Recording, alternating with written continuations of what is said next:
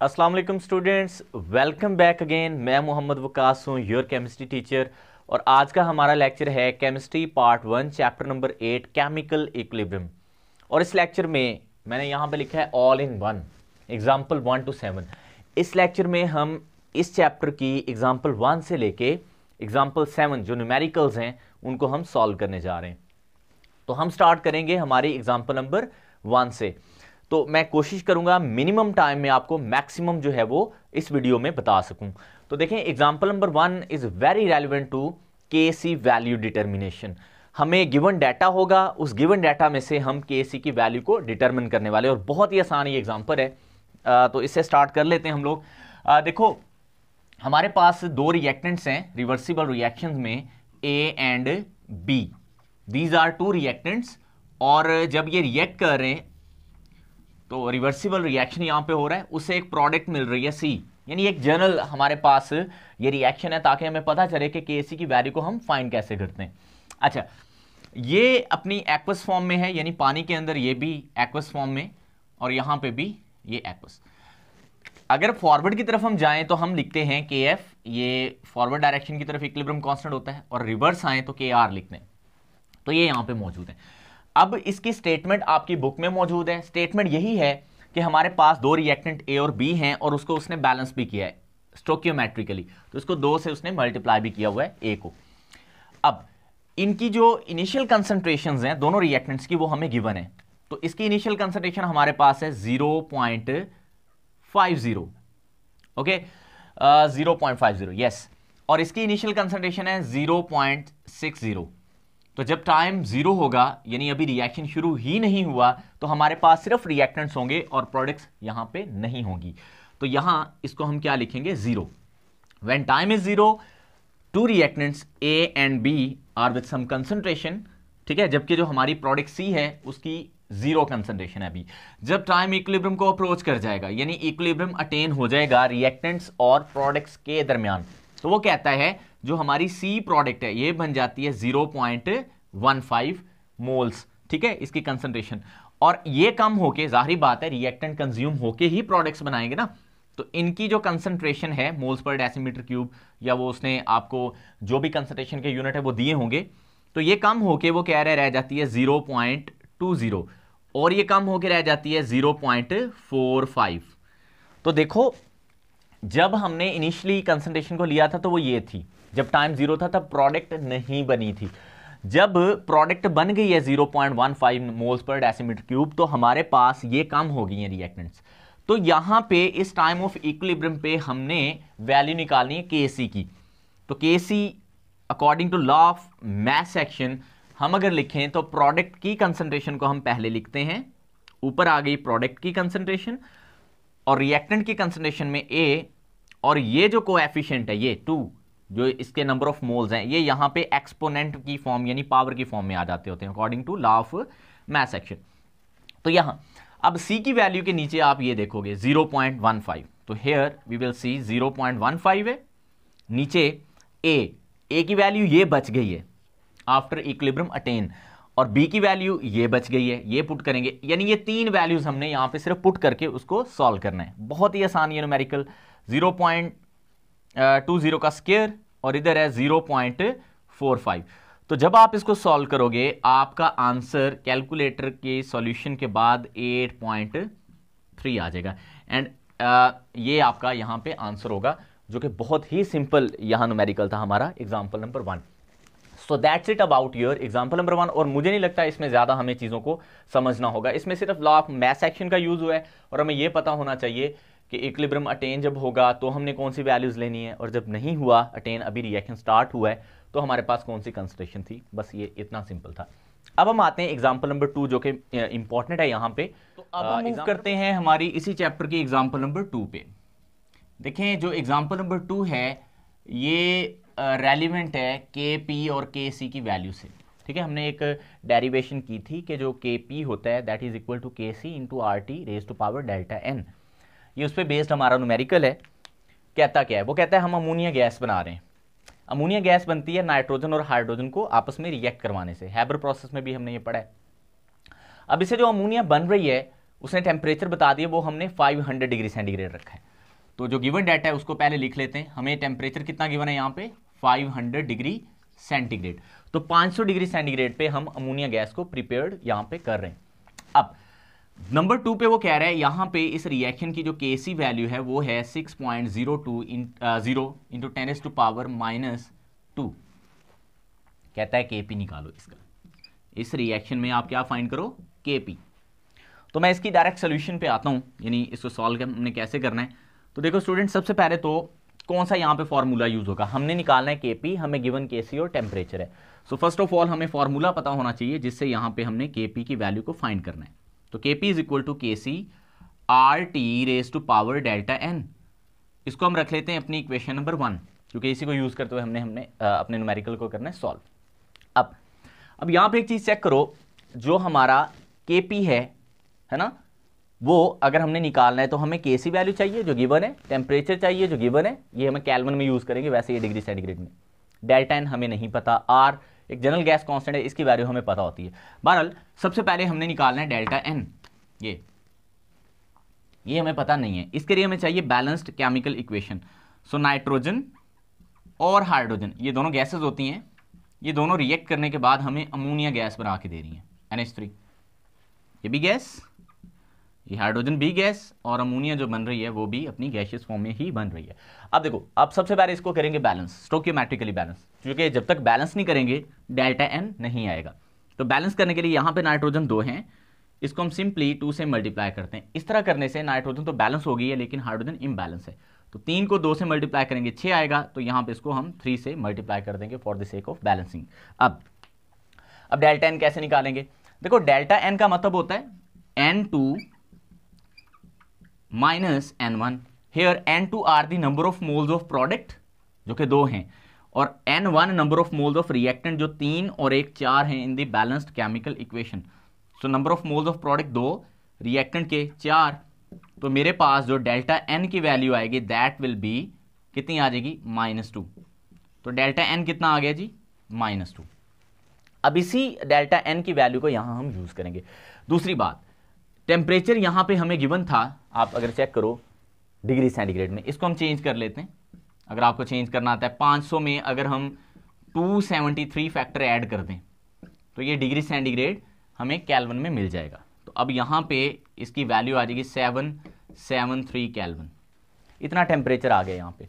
Okay, और जो are की वैल्यू ये फिक्स है, ये कांस्टेंट होता है जिसको हम जनरल गैस कांस्टेंट कहते हैं, 0.0821 एटमॉस्फेयर डेसीमीटर क्यूब पर मोल और पर kelvin. That is the value of general gas constant R with the units, और मैंने लिख दिए। अब देखो हमें सारा कुछ पता चल गया, टेम्परेचर ऑलरेडी गिवन था, डेल्टा एन हमने निकाल लिया, आर की वैल्यू हमें जुबानी याद रट्टा मारे यहाँ पे इसको, ठीक है, जुबानी याद रखनी है, और केसी की वैल्यू हमें गिवन थी। तो अब ये सारा कुछ इसी इक्वेशन में हम पुट करके इसका जस्ट आंसर निकालेंगे, इसको सॉल्व करके। तो देखते हैं अब इसको सॉल्व कैसे करना है। देखो सॉल्यूशन के लिए आपके पास होना चाहिए कैलकुलेटर। एग्जाम में अगर आपको ये न्यूमेरिकल आएगा तो जाहिर बात है इसका सोल्यूशन आप कैलकुलेटर से ही करोगे, वैसे तो आप इसको मल्टीप्लाई नहीं कर पाओगे। तो देखते हैं कैसे इसका हम सोल्यूशन यहाँ पे निकालते हैं। देखो सोल्यूशन में अक्सर स्टूडेंट्स जो हैं वो गलतियाँ यहाँ पे करते हैं, मैं आपको सिंपल ट्रिक बता देता हूँ। हम जब वैल्यू पुट करेंगे तो केसी की वैल्यू है 6.0 का मतलब 6 ही है, इंटू 10⁻⁻² यहाँ पे लिख दिया मैंने। अब आर की वैल्यू है 0.0821 इंटू टेम्परेचर की वैल्यू 773 है, और रेज टू पावर -2 ये डेल्टा एन की वैल्यू ऊपर। आई होप कि ये फार्मूले के मुताबिक मैंने यहाँ पे सही लिख दिया। अब आपको समझ भी आ गई होगी। अब देखो आपने सिंपली करना क्या, इन दोनों को कर देना है मल्टीप्लाई, इन दोनों वैल्यूज को आपने क्या करना है, मल्टीप्लाई कर देना है। तो देखते हैं क्या होता है, चलें करते हैं मल्टीप्लाई। इसको अभी मैं ऐसे लिखा रहने देता हूँ -2। इन दोनों को जब मैं मल्टीप्लाई करूंगा तो मेरे पास इसका आंसर आएगा 63.5। इसका आंसर 63.5। मैं उसको ना ऐसे करता हूँ, ये मैंने इस वैल्यू को इस वैल्यू से मल्टीप्लाई किया, आंसर ये आया। मैं इसको जैसे नीचे ले गया हूँ, यानी ये पावर नेगेटिव थी, नीचे जाके ये पॉजिटिव हो जाएगी। कितना सिंपल हो गया। अब इसका आपने सिंपली स्केयर कर देना है। मैं यहाँ से वैल्यू स्केयर मैंने ऑलरेडी करके यहाँ पे रख दिया ताकि टाइम बच जाए हमारा। तो इसका आंसर आएगा, जब मैं इस नीचे वाली वैल्यू का स्केयर करूंगा तो ये आंसर आएगा हमारे पास इस सारे का 4032.25। अब आपने यहाँ पे जो 6 है, सिर्फ ओनली 6, उसको ना आपने 6 को 4032.25 फैक्टर से कर देना है डिवाइड। जब आप कैलकुलेटर से डिवाइड करोगे तो आपके पास एक सिंपल आंसर आ जाएगा 1.48 इंटू, मैं इनकी बात कर रहा हूं, इनको डिवाइड करने से, ये प्रीफिक्स को अभी हम सॉल्व नहीं किया, तो जब हम इसको डिवाइड करेंगे तो आंसर इतना आएगा, और ये 10⁻⁻² ऑलरेडी यहां पे था, तो ये आ गया answer 1.48 into 10⁻⁻5। So this is the value of KP.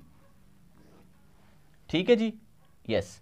तो ये हमारे पास है केपी की वैल्यू आ जाएगी आफ्टर योर सोल्यूशन। तो यहां पे हमने 2 एग्जांपल्स को सॉल्व कर लिया। अब हम एग्जांपल नंबर 3 की तरफ मूव करेंगे। जी स्टूडेंट्स, 2 एग्जांपल्स हमारी सॉल्व हो चुकी हैं, थर्ड पे मूव करेंगे। देखो स्टूडेंट्स को लगता है कि थर्ड एग्जांपल की स्टेटमेंट काफ़ी बड़ी है तो ये एग्जाम में नहीं आ सकती, तो ऐसा बिल्कुल नहीं है, एग्जाम में आ सकती है। स्टेटमेंट इसकी बहुत बड़ी है लेकिन इसका सोल्यूशन बहुत ही सिंपल और आसान है। ठीक है, क्वेश्चन क्या है? क्वेश्चन ये है, वो कहता है आपके पास एक रिएक्शन है, ये हम एग्जाम्पल नंबर 3 सॉल्व करने लगे। एग्जाम्पल नंबर 3, आपके पास एक केमिकल रिएक्शन है रिवर्सिबल फॉर्म में। मैं पहले वो रिएक्शन लिख देता हूं। वो कहता है हमारे पास कार्बोक्सिलिक एसिड है यानी एसिटिक एसिड, इसका रिएक्शन जो हो रहा है वो इथाइल अल्कोहल के साथ हो रहा है, C2H5OH, that is ethyl alcohol. जब ये वो कहता है रिएक्ट करते हैं reversibly in the presence of acid, acid as a catalyst, proton catalyst है यहाँ पे, तो इससे क्या होगा, इससे जो हमारी प्रोडक्ट बनेगी वो एक एस्टर होगा, C2H5COOCH3 प्लस में वाटर।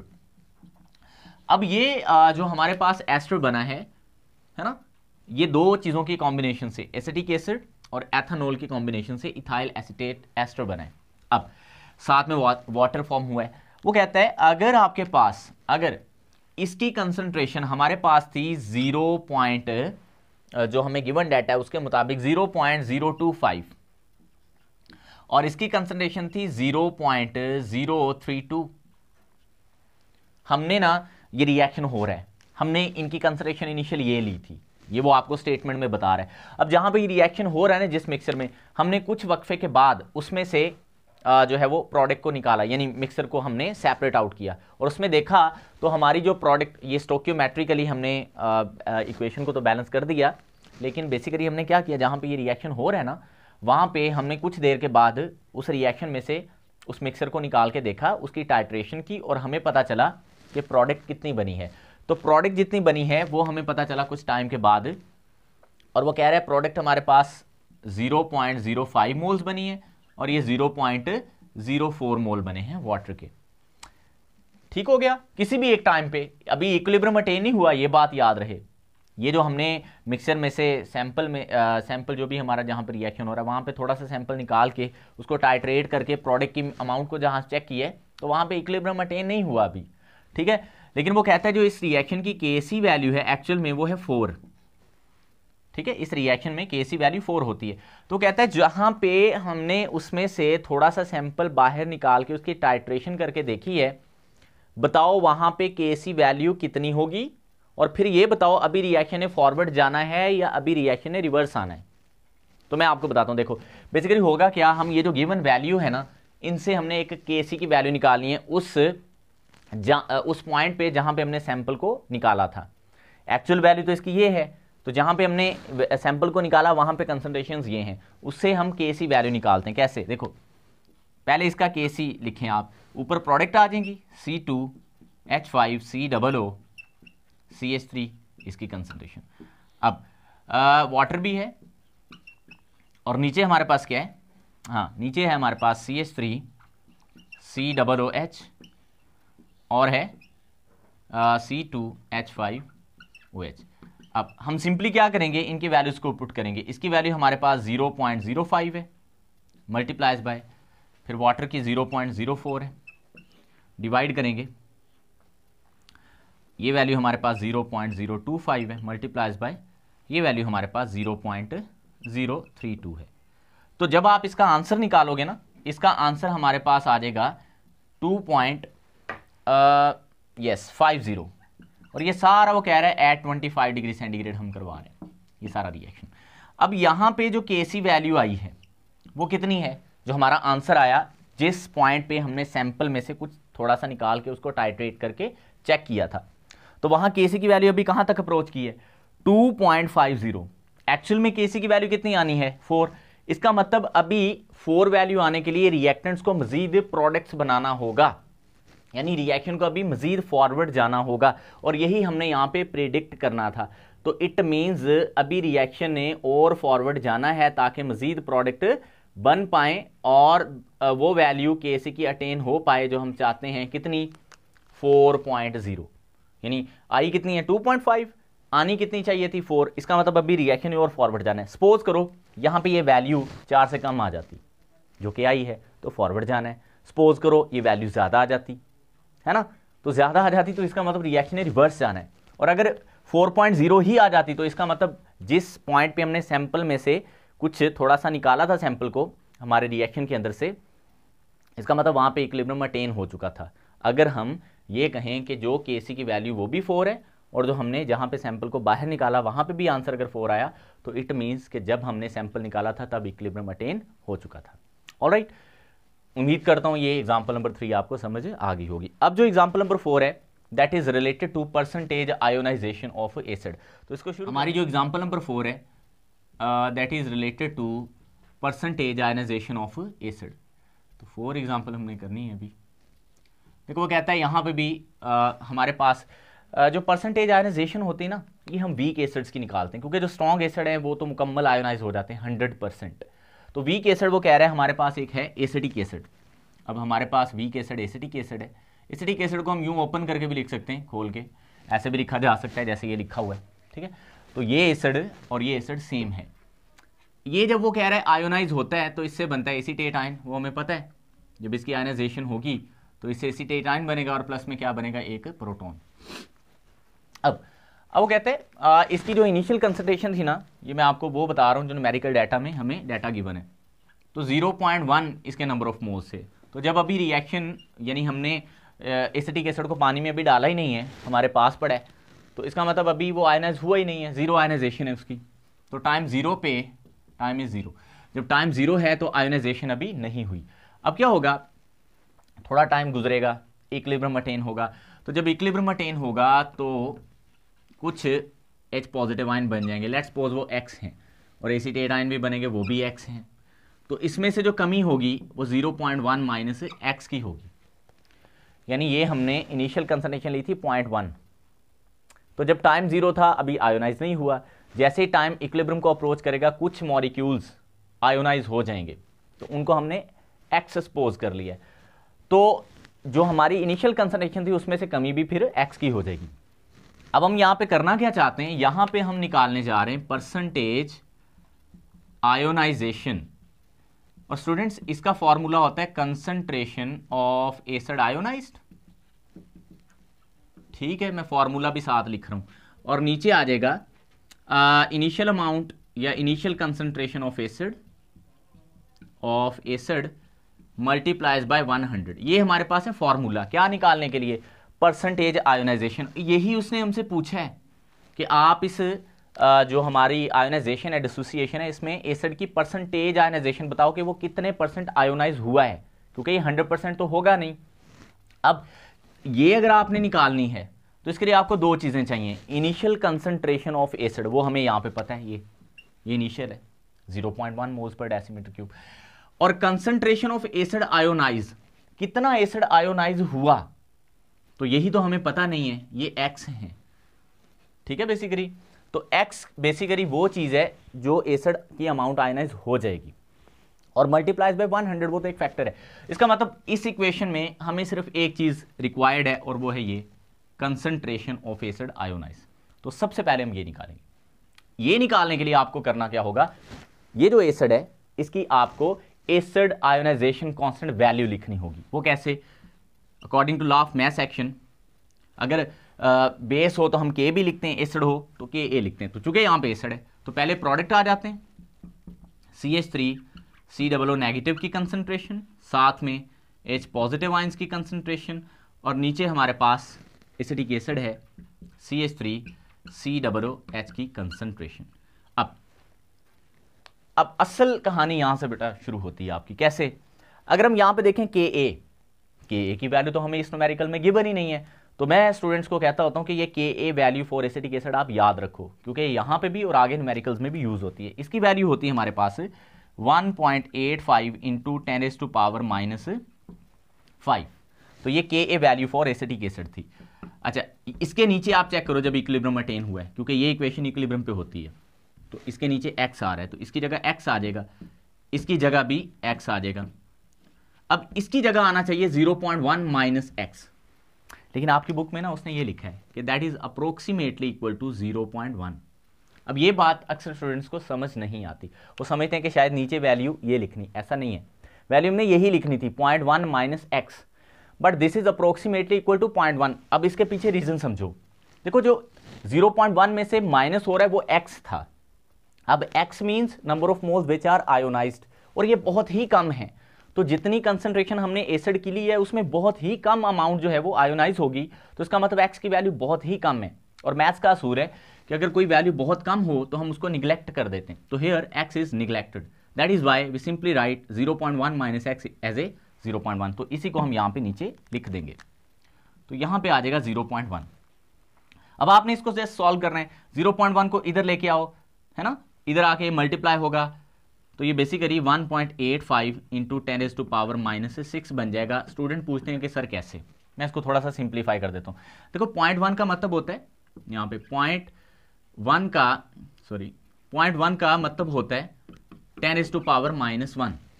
कैसे? सिंपली आप ये सॉल्व करना जानते हो कि 0.1 को अगर आपने पॉइंट को खत्म करना है तो पॉइंट की जगह 1 आ जाता है, 1 की जगह 0, तो 1/10।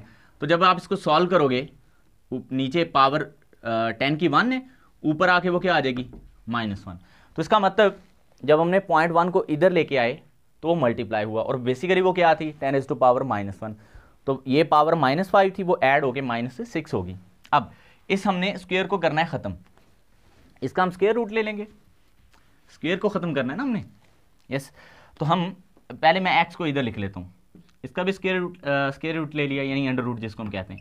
1.85 इंटू 10⁻⁻6 का भी हमने क्या ले लेना है, स्क्वायर रूट ले लेना है। अब ये जो हमारे पास है ना, ये तो x बन जाएगा सिंपली, देखो ये बन गया x, ये इसका स्क्वायर रूट लिया तो 1.85 का लेंगे तो ये आएगा 1.3, इसका आंसर क्या आ जाएगा 1.3। और 10⁻⁻6 का स्क्वायर रूट यानी अंडर रूट लेंगे तो ये आ जाएगा 10⁻⁻3। तो ये हमने किसकी वैल्यू निकाल ली है, x की। अब इस x की वैल्यू को इस इक्वेशन में यहां पुट करोगे, आप करो पुट, तो परसेंटेज आ जाएगी, यहां पे मैं डायरेक्ट कर रहा हूं, परसेंटेज आयनाइजेशन आ जाएगी, आयनाइजेशन। सो कंसंट्रेशन हमारे पास x है 1 पॉइंट, यहां पे लिखता हूं 1.3 इंटू 10⁻⁻3 डिवाइडेड बाय इनिशियल कितनी थी 0.1, ये मैंने ऐसे लिख दी, एंड मल्टीप्लाइज बाय 100। क्लियर? अब 0.1 है नीचे, अभी बताया था 0.1 का मतलब 10⁻⁻1 होता है, बताया ना।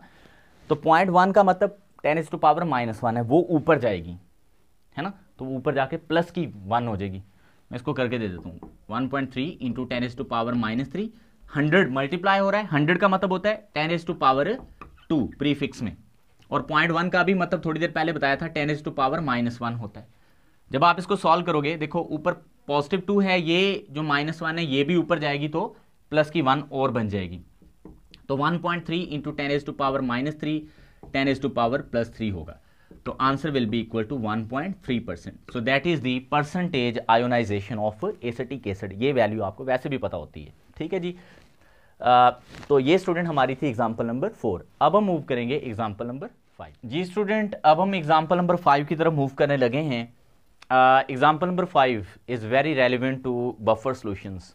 What are buffer solutions? A solution which resist against the change in their pH when small amount of acid or base is added।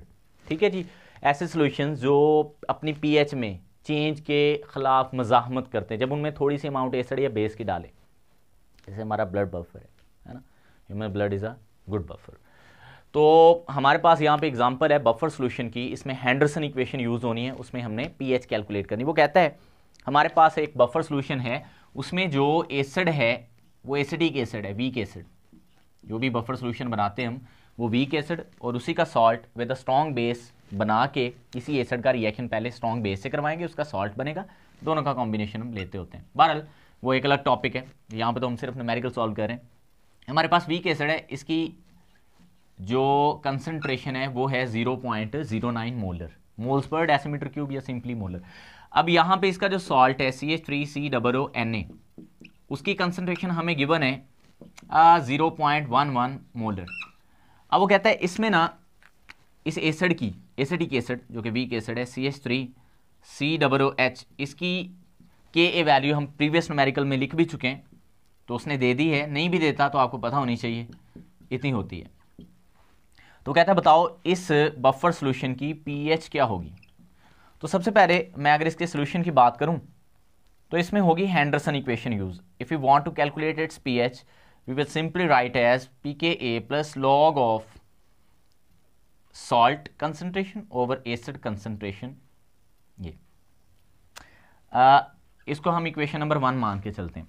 तो इस इक्वेशन में हमें pH फाइंड करनी है, pKa पता होनी चाहिए, लॉग एक सिंपल हमारे पास लॉग तो ले सकते हैं हम कैलकुलेटर से, ऊपर सॉल्ट की कंसंट्रेशन नीचे एसिड की। देखो सारा कुछ पता है, यहाँ पे सॉल्ट की कंसंट्रेशन भी पता है, एसिड की कंसंट्रेशन भी पता है, लेकिन हमें pKa वैल्यू नहीं पता। वैसे इसकी पता होती है, pKa वैल्यू 4.74 आ जाती है, इतनी आती है सॉल्व करने के बाद। लेकिन ये सॉल्व कैसे आती है pKa वैल्यू, ये Ka वैल्यू है, ये हमारे पास pKa वैल्यू एसिडिक एसिड की, आपने डायरेक्ट यूज़ नहीं करनी, इसको निकालना है। तो सोल्यूशन में अगर हम आए तो सबसे पहले हम pKa वैल्यू निकालेंगे, and pKa is equal to minus log of Ka। तो Ka हमारे पास कितना है, यस वो है 1.85 इंटू 10⁻⁻5। तो अब यहाँ पे लॉ की एक प्रॉपर्टी को यूज़ करेंगे, लॉ की प्रॉपर्टी, ये दोनों मल्टीप्लाई हो रहे हैं, हम क्या करेंगे दोनों पे लॉ को सेपरेट कर लेंगे, अलग अलग कर लेंगे। उससे क्या होगा, माइनस लॉग 1.85 अलग हो जाएंगे, मल्टीप्लाई की जगह हम प्लस साइन लिखते होते हैं, और इंटू माइनस लॉग 10⁻⁻5 अलग हो जाएंगे, है ना। अब आप इसका आंसर जब लोगे ना लॉग 1.85 का, तो ये आंसर आएगा 0.26, लेकिन साथ माइनस है तो ये माइनस 0.26। ये आपने कैलकुलेटर से करना है, रट्टा नहीं मारना, मैंने तो मारा हुआ है क्योंकि काफ़ी ज़्यादा दफ़ा करवा दिया हुआ है न्यूमेरिकल, तो पता चल जाता है। तो यहाँ पे प्लस माइनस माइनस, लेकिन ये हम बाद में करेंगे। अब ये जो पावर है ना, इसको शुरू में ले आए, लॉग में एक रूल होता है पावर रूल, पावर शुरू में आ जाती है, तो माइनस और माइनस ये प्लस हो जाएगा, बाहर तो प्लस है ही, तो +5 नीचे आ जाएगा लॉग इंटू 10, और लॉग 10 आपको पता है 1 होता है, तो यहाँ पे सिंपली 5 बचेगा, 5 में से ये माइनस करेंगे तो आंसर विल बी इतना, यानी कि 4.74। ये अभी हमने क्या निकाली है, pK वैल्यू, मैंने आपको शुरू में बता दिया था ये इतनी आनी है। अब पुट इन इक्वेशन 1, सारी वैल्यूज को हमने कहाँ पे पुट कर दी है, इक्वेशन 1 में। ये न्यूमेरिकल भी बहुत इंपॉर्टेंट है, और इससे रिलेटेड, इसी से मिलता जुलता जो न्यूमेरिकल है आपकी एक्सरसाइज में, वो क्वेश्चन नंबर 23 का पार्ट ए और पार्ट बी होगा, और उसको भी आपने देख लेना, लेकिन मैं अपने नेक्स्ट लेक्चर में वो भी करवा दूंगा। देखो यहाँ हमने इसको इक्वेशन नंबर 1 में पुट कर देना है, ये वाली इक्वेशन 1 है। pKa वैल्यू हमारे पास कितनी है 4.74, प्लस लॉग ऊपर आ जाएगा 0.11, नीचे 0.09। इसको सॉल्व करना है, यानी 0.11 से इसको डिवाइड करके उसका लॉग लेना है, आंसर आएगा, उस आंसर को आपने इसमें ऐड या माइनस जो भी होगा वो कर देंगे, तो ये ऑलमोस्ट इतना आ जाएगा, राउंड अबाउट इसकी pH इतनी आ जाएगी। सो हियर हमने सॉल्व कर लिया एग्जाम्पल नंबर 5 को, और बहुत ही सिंपल है, ये इतना मुश्किल नहीं है, सिर्फ आपको ये हेंडरसन इक्वेशन याद होनी चाहिए। अगर आपको ये आती है देन आपको ये न्यूमेरिकल भी आता है। अब हम एग्जाम्पल नंबर 6 की तरफ मूव करेंगे। लें जी स्टूडेंट्स, अब हम आगे हैं सॉल्युबिलिटी प्रोडक्ट वाली एग्जाम्पल्स पे। सॉल्युबिलिटी प्रोडक्ट जो हमारे पास ऐसे सॉल्ट्स जो बहुत ही कम आयोनाइज हों पानी के अंदर, जैसे सोडियम क्लोराइड है, वो तो बहुत ज़्यादा हल होता है ना पानी में, तो मुकम्मल हल हो जाता है तकरीबन। अगर हम 100 ग्राम पानी में 37 ग्राम तकरीबन नमक को डालें ना खाने वाला, तो उसके अंदर हल हो जाता है। लेकिन बहुत सारे ऐसे सॉल्ट्स हैं जैसे lead fluoride, lead chloride, lead के जो हमारे पास सल्फेट्स हैं, इसी तरह सिल्वर के हेलाइड्स जो भी हैं AgI2, AgF2, इस तरह के, ये पानी के अंदर हल नहीं होते, बहुत ही कम हल होते हैं। CaCO3 हो गया, CaOH ट्वाइस हो गया, लाइक दीज। तो इनके लिए हम एक टर्म यूज करते हैं that is called solubility product.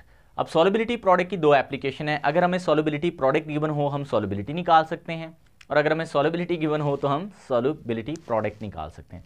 तो इन्हीं से रिलेटेड हमारे दो न्यूमेरिकल्स हैं, एग्जांपल नंबर 6 एंड 7, और इन्हीं से रिलेटेड एक्सरसाइज के न्यूमेरिकल हैं क्वेश्चन नंबर 24 एंड 25। लेकिन अभी यहाँ पे हम सिर्फ एग्जांपल नंबर 6 और 7 को सॉल्व करेंगे। तो let's start with this example number 6। इसमें वो क्या कह रहा है, वो कहता है हमारे पास एक सॉल्ट है लेड फ्लोराइड PbF2। अब ये बहुत ही कम हल होता है पानी के अंदर PbF2, तो ये जब आयोनाइज होगा थोड़ा बहुत तो इससे बनेंगे Pb पॉजिटिव 2 आयंस और प्लस में 2 फ्लोराइड आयंस। ठीक है, अब वो क्या कह रहा है, वो कहता है इसकी जो हमारे पास सॉल्युबिलिटी है, सॉल्युबिलिटी ऑफ PbF2 ये बहुत ही कम है और यह है 0.64 ग्राम पर decimetre cube, that is extremely small. इसको समझिएगा स्टूडेंट, पर डेसीमीटर क्यूब का मतलब 1 लीटर, 1 लीटर पानी है जिसके अंदर हम PbF2 को डाल रहे हैं, 1 लीटर पानी।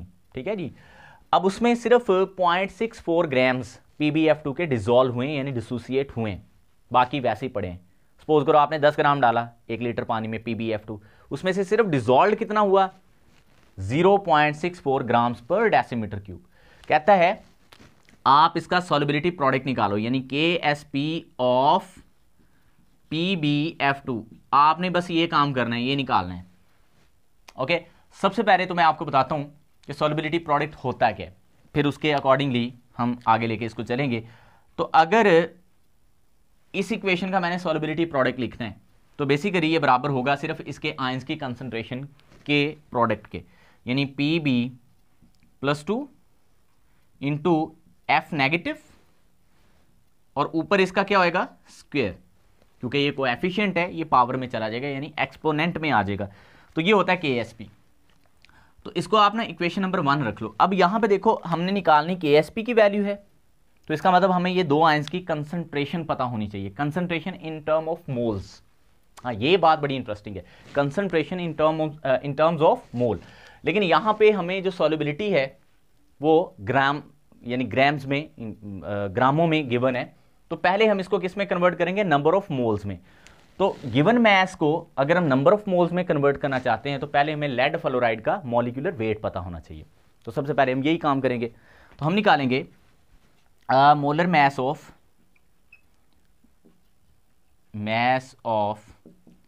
PbF2। ठीक है जी, तो फार्मूला मैस भी कह सकते हैं क्योंकि ये आयनिक कंपाउंड है। तो मोलर मैस जो है लेड का हमारे पास होता है 207.2 और एक फ्लोरीन का होता है 19। 2 फ्लोरीन है तो 19 को 2 से मल्टीप्लाई करेंगे तो ये 19 मल्टीप्लाइज 2 तो ये 38 आएगा, आई थिंक सो, यस।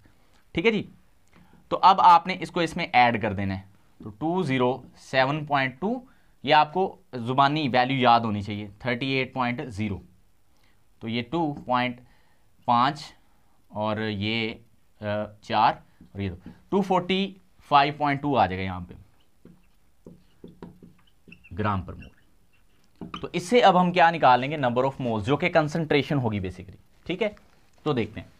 तो हम सबसे पहले यहाँ पे नंबर ऑफ मोल्स निकालेंगे किसके, PbF2 के, यानी नंबर ऑफ मोल्स ही हमारे पास कंसंट्रेशन होगी। मैं फिर से रिपीट करूं, जो नंबर ऑफ मोल्स निकाल रहे हैं वही कंसंट्रेशन होगी हमारे पास।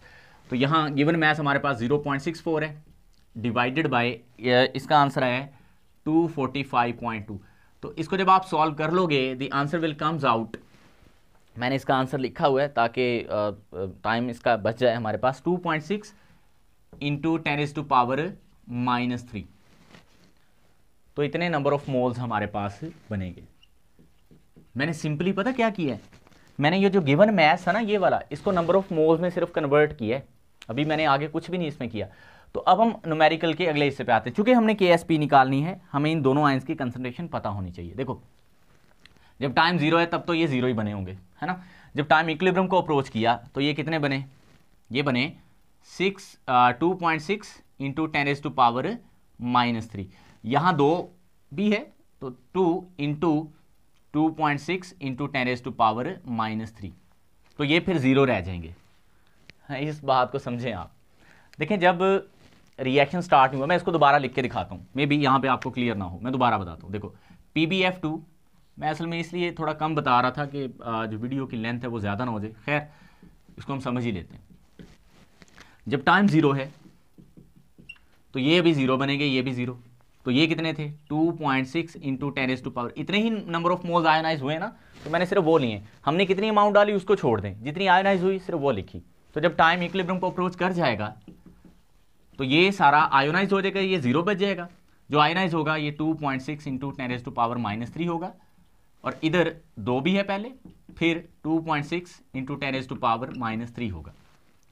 तो इन दोनों को आपने कर देना मल्टीप्लाई, तो ये आ जाएगा 5.2 इंटू 10⁻³ तो ये वैल्यू आप लोगे यहाँ पे किसकी जगह, F नेगेटिव की जगह, ठीक है, और Pb+2 की जगह यही वैल्यू लिखोगे।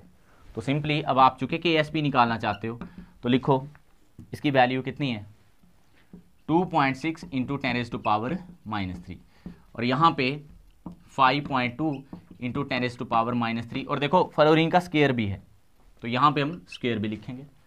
अब आपने इसका स्क्वायर करना है तो इसका अलग से कर दें, इसका अलग से, बाकी जस्ट मल्टीप्लाई करना है इंटू 10⁻³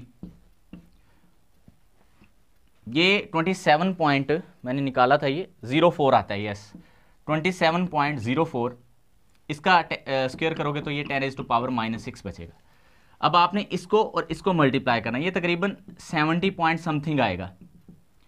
मैं फिर बता रहा हूँ 2.6 और इसको आप इन दोनों फैक्टर्स को मल्टीप्लाई करोगे तो 70 पॉइंट समथिंग आ जाएगा, 70 कुछ। ये 10 की पावर -3 है, ये 10 की पावर -6 है, तो ये -9 हो जाएगा अकॉर्डिंग टू पावर रूल्स, ठीक है जी। अब आप ये जो इशारिया है यानी पॉइंट, इसको इस तरफ शिफ्ट करें, प्रीफिक्स के रूल के मुताबिक ये 7.0, लेकिन इधर पावर में का इजाफा होके ये -8 रह जाएगा। सर आप इजाफा कह रहे हैं, यस मैंने इजाफा बोला है। -9 में ऐड करोगे ना एक जमा का तो -8 होगा, एडिशन हुई है। So that's it about your example number 6 and that is very similar to your question number 24 in your exercise. तो ट्राई कीजिएगा, अगर आपसे हो जाए वेल एंड गुड, अदरवाइज अगला लेक्चर तो है यूसी पे। आगे बढ़ते हैं, अब हम मूव करेंगे एग्जाम्पल नंबर 7 पे और ये हमारा लेक्चर हो जाएगा। जी स्टूडेंट्स, आखिरी एग्जाम्पल है हमारी एग्जाम्पल नंबर 7 और ये भी रिलेटेड है सॉल्युबिलिटी प्रोडक्ट से, ठीक है जी। लेकिन इसमें हमें सॉल्युबिलिटी गिवन नहीं है, इसमें सॉल्युबिलिटी प्रोडक्ट गिवन है और हमने सॉल्युबिलिटी खुद फाइंड करनी है, और ये पहली एग्जाम्पल से ज़्यादा इजी है। और इससे रिलेटेड जो आपका न्यूमेरिकल है एक्सरसाइज में वो क्वेश्चन नंबर 25 होगा। देख लेते हैं। देखिए हमारे पास वो कहता है CaOH कैल्शियम हाइड्रोक्साइड, तो ये जब आयोनाइज हो रहा है तो इससे बन रहा है Ca+2 प्लस में 2 हाइड्रोक्सिल आयंस, ये ठीक है जी। अब ये वो आपको कहता है हमारे पास एक कैल्शियम का हाइड्रोक्साइड है, बेस है, तो ये आयोनाइज बहुत ही कम एक्सटेंट में हो रहा है। इसकी जो KSP वैल्यू है उसने हमें दे दी है, इसकी KSP वैल्यू हमारे पास, चलो मैं इसको थोड़ा सा नीचे करके लिखता हूँ क्योंकि मैं इसको यहाँ पे सेट कर दूंगा सारा, थोड़ा और कर लेता हूँ नीचे। KSP, तो KSP हमें इसकी गिवन है 6.5 इंटू 10⁻, हाँ जी 6.5 इंटू 10⁻⁻6, ये इसकी KSP वैल्यू गिवन है। वो कहते हैं आप इसकी सॉल्युबिलिटी निकालो, यानी सॉल्युबिलिटी ऑफ CaOH, यानी इसमें हमें उसने सॉल्युबिलिटी प्रोडक्ट दे दी है, सॉल्युबिलिटी हमने निकालनी। प्रीवियस एग्जांपल में क्या था, हमें सॉल्युबिलिटी गिवन थी, हमने सॉल्युबिलिटी प्रोडक्ट निकालनी थी, तो ये बिल्कुल उसके अगेंस्ट है। तो अगर हम इक्वेशन में देखें, देखो हमारे पास जो इक्वेशन बननी है KSP वाली, that will be equal to, इसी बैलेंस इक्वेशन के मुताबिक, तो Ca+2 इंटू OH नेगेटिव और यहाँ पे होएगा इसका स्क्वायर। तो चूंकि हमें सॉल्युबिलिटी प्रोडक्ट गिवन है तो ये हमारे पास कितनी वैल्यू 6.5 इंटू 10⁻⁻6, लेकिन मुझे ये नहीं पता अब ये कितना है, इसके लिए मैं यहाँ इसको यूटिलाइज करूँगा। देखो जब टाइम 0 था तो ये 0 मोल बने, है ना। जब टाइम इक्विलिब्रियम को अप्रोच करता है तो हम कहते हैं ये x बना और ये भी x बना, ऐसे ही कहते होता है ना। तो हम यहाँ पे x की बजाय जो है ना वो s यूज़ कर लेते हैं, s मीन्स सॉल्युबिलिटी, लेकिन ये s सिंपल s नहीं होगा, इसके साथ 2 मोल्स भी हैं तो ये 2s हो जाएगा। आई रियली होप कि यहाँ पे आपको समझ आएगा। तो बस आपने सिंपली इनको यहाँ लिख देना है, कैल्शियम के नीचे ये आयन के नीचे ये SR है, ये लिख लें, इसके नीचे 2SR है और देन इसका स्क्वायर भी है। यहाँ पे आप गलती करते हो, एक तो यहाँ पे 2S लिखना भूल जाते हो, दूसरा ये स्क्वायर, तो ये नहीं करना आपने, ये इसको सही लिखना है। इंटू 10⁻⁻6 S, ये हो जाएगा 4S square, S multiplies by 4S square, तो इसका आंसर हमारे पास आ जाएगा 4S cube is equal to 6.5 into 10⁻⁻6। अब क्या करो, 4 को इधर ले आओ, तो 6.5 डिवाइडेड बाई 4 इंटू 10⁻�6, तो ऐसा है ही, उधर तो बच गया S क्यूब। अब 6.5 को जब 4 से डिवाइड करोगे, the answer will comes out 1.65 625 into 10⁻⁻6, तो ये पहले है, इधर क्या आ गया S क्यूब। इसका भी हम क्यूब रूट लेंगे, है ना, क्योंकि क्यूब रूट को हम तो सिर्फ सॉलिबिलिटी की वैल्यू निकालना चाहते हैं ना, तो इधर क्यूब रूट ले लेंगे, इधर भी क्या ले लेंगे क्यूब रूट, तो ये खत्म हो जाएगा, यानी सिंपली S बच जाएगा। तो इसका क्यूब रूट अलग लोगे आप 1.625 का, ये आएगा 1.175 और 10⁻⁻6 का लोगे तो ये 10⁻⁻2 आ जाएगा। So that will be the solubility of this CaOH twice if we given the solubility product. So I really hope students कि ये आपको लेक्चर क्लियरली समझ आया होगा।